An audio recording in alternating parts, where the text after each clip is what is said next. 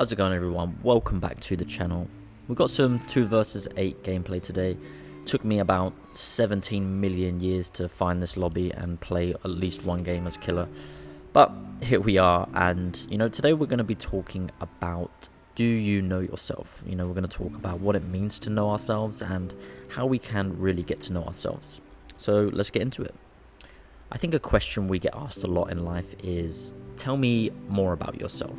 I think when we answer this question, we often talk about the things we do instead of talk about who we really are. And, as I've grown older, I've kind of found that very few people actually take time to get to know themselves. We seem to motor through life constantly trying to chase things, whether it be money, love, comfort, prestige. And I think it's during this chase, we often get caught up and neglect our inner self and what we truly need. So what does it actually mean to know yourself?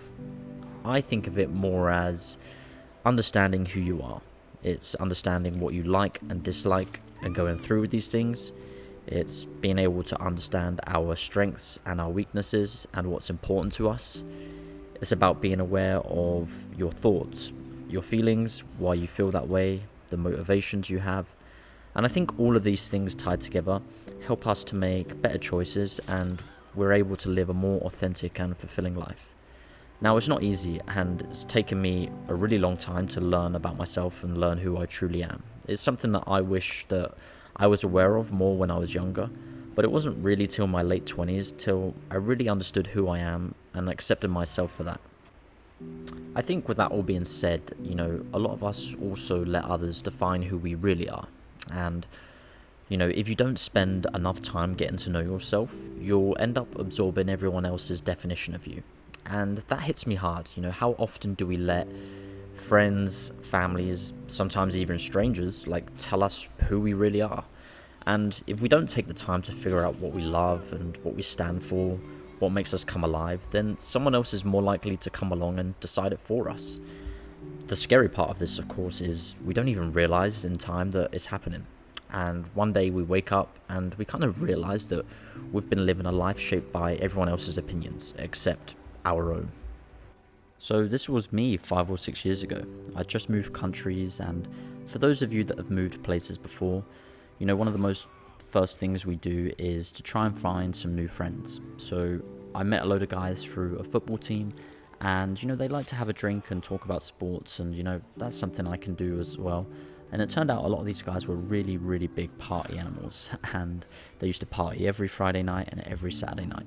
And just to try and settle in quicker, I joined these guys, and it ended up they had the definition of me that I was another big party animal, even though I knew deep down that it was just not who I was whatsoever. But I just did it to try and fit in and to try and settle in. Of course, over time, this was just completely unsustainable. And over time, it's turned out that they realized I'm not like that, and, everything's cool. But for a large period of time, I just did these things just so I could fit in, and at the expense of my own happiness, really. So sometimes these things, they don't all happen at once. Someone might tell you that you're too sensitive, and then all of a sudden you stop expressing your emotions. Someone might tell you, oh, you're so quiet, so all of a sudden you force yourself to speak even when you don't want to. Or when they imply that you're just not enough as you are, so you spend a long time trying to be someone else.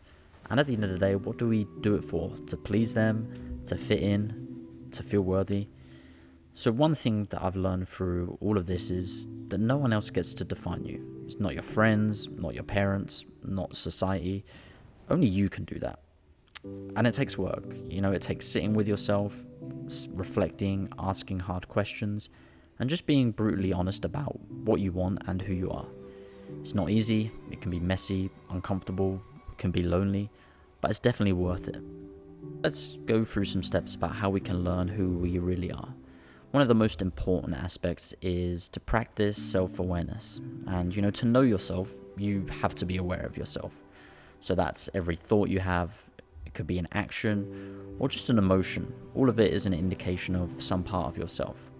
So for any situation you find yourself in, try to reflect on it and ask yourself why. For example, maybe you don't like the way you look in the mirror today. Ask yourself why that is. Maybe you've realized that you can't maintain healthy relationships. Why is that?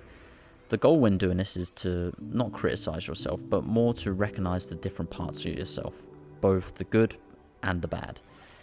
It's why it's important that you are really honest and willing to open up to yourself and whatever you may learn. From there, you can begin to make adjustments and learn to improve yourself. From there, we then need to learn to avoid distractions. And in this world we live in these days, it's kind of overrun with information, opinions, agendas from people, and everybody has something to say or some content to share. And these things are typically perpetuated by our environment, people around us, and social media. Social media these days has the power to erode your sense of self-identity. And the more time you spend focusing on these things, the more they shape your thoughts and the personality you have. So it's really crucial to disassociate yourself from these things. And, the world and social media shouldn't dictate who you are. And again, that is entirely up to you. Now, I'm not saying that everything you see on social media is bad. It's just that it's so easy to get addicted to it these days. And, you really have to be strict with how much you allow to get into your head. And you're the only human that can ever know you in your entirety, and every other person can only ever have their own perception of you. Dwell on what you think about yourself and not what other people say. So we really need to embrace change, and every day you'll come across new aspects of yourself, and as we grow, there'll be different stages of life waiting for us. Today you might be just an entry-level worker, but who knows, eventually in the future you might become a manager, an executive, or a business owner. And each new designation will carry its own kind of traits and challenges that require specific learning. And this is why self-awareness is just really important. It will always help you understand newer aspects of yourself and help fit them into your existing self. So lastly today, I just want to say you owe it to yourself to live a life that's yours. A life where you know who you are and stand firm by it, because the world is always going to try and tell you who to be and who you should be. But you get to decide whether to listen to that. Anyway guys, hope you enjoyed this video. Thanks for the support as always, and I'll catch you in the next one. Peace.